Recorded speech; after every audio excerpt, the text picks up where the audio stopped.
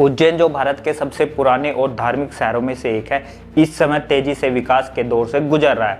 2028 में होने वाले सिंहस्थ महाकुंभ, महाकाल लोक परियोजना और करीब 25,000 करोड़ रुपए के निवेश के कारण शहर में बड़े पैमाने पर सड़कें, इंफ्रास्ट्रक्चर और अन्य विकास कार्य हो रहे हैं। इसी वजह से उज्जैन मध्य प्रदेश का एक बड़ा हिस्सा रियल एस्टेट हब बनता जा रहा है।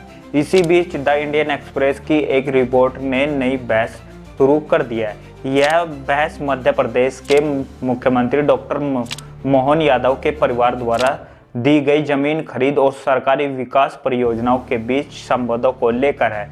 रिपोर्ट के अनुसार 13 दिसंबर 2023 को मुख्यमंत्री बनने के बाद मोहन यादव के परिवार के सदस्यों और उनसे जुड़ी रियल एस्टेट कंपनियों ने बड़ी मात्रा में जमीन खरीदी।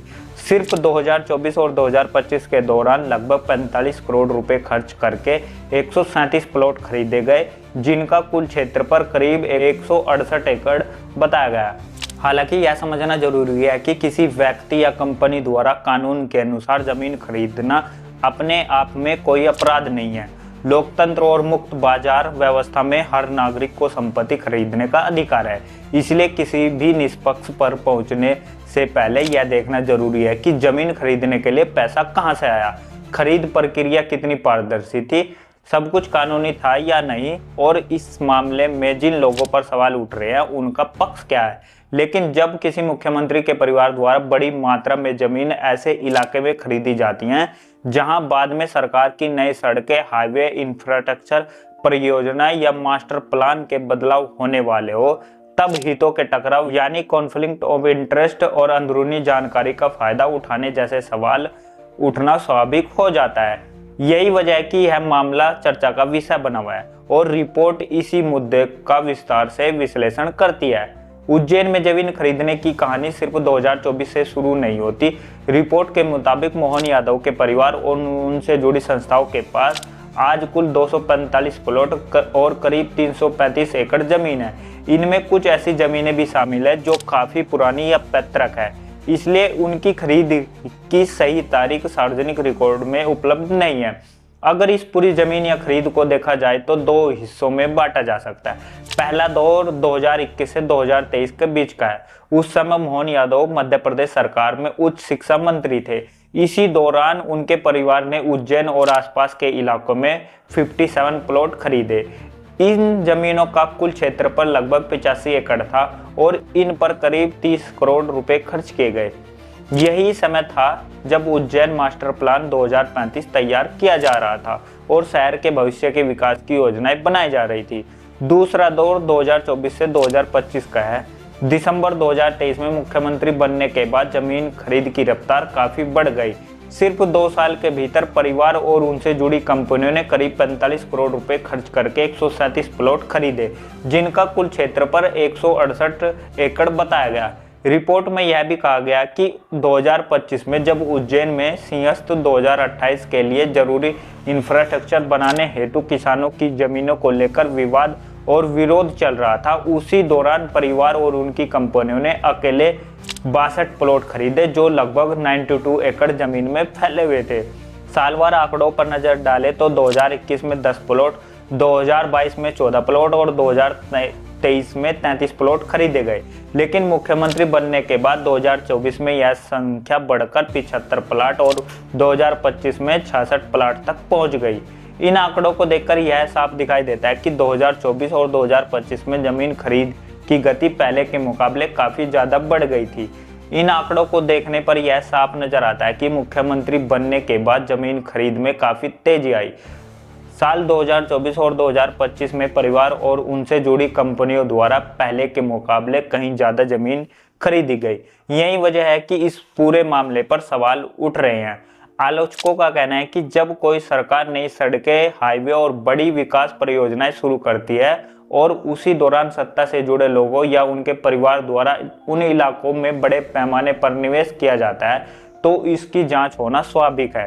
हालांकि सिर्फ जमीन खरीद की संख्या बढ़ जाना अपने आप में किसी गलत काम का सबूत नहीं है, लेकिन निवेश में आई यह तेज बढ़ोतरी और उसकी सरकारी परियोजना वाले क्षेत्रों में संबंध इस पूरे मामले को चर्चा और जांच का विषय जरूर बना देता है। इतनी बड़ी मात्रा में जमीन किसी एक व्यक्ति के नाम पर नहीं खरीदी गई है। रिपोर्ट के मुताबिक यह जमीन मुख्यमंत्री मोहन यादव और उनके परिवार के सदस्य, रिश्तेदारों और परिवार से जुड़े कई रियल एस्टेट कंपनियों के नाम पर दर्ज है। जमीन के रिकॉर्ड और कंपनी दस्तावेज के अनुसार यह भूमि अलग अलग लोगों और संस्थाओं के बीच बटी हुई है। इनमें स्वयं मोहन यादव, उनकी पत्नी सीमा यादव, बेटे वैभव यादव, बहू शालिनी यादव, उनके भाई बहन, चचेरे भाई और अन्य रिश्तेदार शामिल हैं। इसके अलावा परिवार से जुड़ी कंपनियां जैसे सिद्धि विनायक, डेनकॉन्स और मंगल मूर्ति इंफ्रा के नाम पर भी काफी जमीन दर्ज बताई गई है। यानी कुल जमीन एक ही व्यक्ति के नाम पर नहीं है, बल्कि परिवार के कई सदस्यों और उनसे जुड़ी कंपनियों के बीच बांटी गई है। यही वजह है कि इस पूरे भूमि स्वामित्व का ढांचा काफी बड़ा और जटिल दिखाई देता है। रिपोर्ट के मुताबिक परिवार की जमीन सिर्फ व्यक्तिगत नामों पर नहीं, बल्कि कई कंपनियों के नाम पर भी दर्ज है। इनमें सबसे प्रमुख कंपनियां श्री सिद्धि विनायक डेनकॉन्स प्राइवेट लिमिटेड है। यह कंपनी 2008 में बनाई गई थी और इसमें मोहन यादव और उनकी पत्नी सीमा यादव की लगभग 73% हिस्सेदारी बताई जाती है। रिकॉर्ड के अनुसार कंपनी के पास करीब 39.5 एकड़ जमीन थी। बाद में सितंबर 2024 में लगभग 12 एकड़ जमीन परिवार के ही सदस्य नीलेश यादव को बेच दी गई, जिसके बाद कंपनी के पास लगभग 28 एकड़ जमीन बची। इसके अलावा कंपनी ने 2024 और 2025 के दौरान करीब 2.6 एकड़ नई जमीन भी खरीदी। रिपोर्ट में नीलेश यादव और गोविंद यादव को परिवार के रियल एस्टेट कारोबार के प्रमुख चेहरों में बताया गया है। नीलेश यादव अपनी पत्नी सुनीता यादव के साथ कई रियल एस्टेट कंपनियां चलाते हैं। दोस्तों, रिपोर्ट के अनुसार इन कंपनियों ने हाल ही के वर्षों में उज्जैन और आसपास बड़ी मात्रा में जमीन खरीदी है। नीलेश यादव के नाम से रेश में कई हाउसिंग प्रोजेक्ट भी दर्ज है। रिपोर्ट का कहना है कि जमीन का स्वामित्व परिवार के कई सदस्यों और अलग अलग कंपनियों में बांटा गया है। ऐसा करने से कानूनी रूप से हर व्यक्ति और कंपनी एक अलग इकाई मानी जाती है। चुनावी हल्फनामे में किसी नेता को केवल अपने जीवन साथियों और आश्रितों को संपत्ति घोषित करनी होती है, इसलिए विस्तारित परिवार की संपत्ति अलग श्रेणी में आती है। रिपोर्ट का सबसे बड़ा दावा यह है कि हाल ही में खरीदी गई 168 एकड़ जमीन में लगभग 111 एकड़ ऐसी जगहों पर है जहां नई सड़कें, हाईवे और अन्य सरकारी परियोजनाएं आने वाली है। आमतौर पर जब किसी इलाके में बड़ा इंफ्रास्ट्रक्चर प्रोजेक्ट आता है तो वहां जमीन की कीमत तेजी से बढ़ जाती है। गंगेडी ऐसा एक प्रमुख क्षेत्र बताया जा रहा है। रिपोर्ट के अनुसार यहां 51 एकड़ से ज्यादा जमीन खरीदी गई है। गोविंद यादव और उनके सहयोगी ने जमीन खरीदने के बाद उसे एक बिल्डर कंपनी के साथ विकास के लिए समझौते में दिया है। समझौते के तहत बनने वाली परियोजना का बड़ा हिस्सा उन्हें मिला। इसके अलावा कराड़िया, नवाखेड़ा, जयंतपुरा, चंदेसरा, क्रोंदिया और उन्हेल जैसे इलाकों में भी जमीन खरीदे जाने का दावा किया गया है। इन सभी क्षेत्रों को नई सड़कें, हाईवे और अन्य विकास परियोजनाओं से काफी फायदा मिलने की संभावना बताई गई है। रिपोर्ट में यह भी कहा गया है कि उज्जैन मास्टर प्लान 2035 से जुड़े कुछ फैसलों पर सवाल उठे हैं। आरोप है कि कुछ कृषि भूमि को आवासीय और व्यावसायिक उपयोग के लिए बदला गया, जिससे जमीनों की कीमत बढ़ सकती थी। रिपोर्ट के अनुसार मास्टर प्लान जारी होने के कुछ समय पहले सांवरखेड़ी क्षेत्र में जमीन खरीदी गई थी। सिंहस्थ महाकुंभ से जुड़ी जमीन को लेकर भी विवाद सामने आया।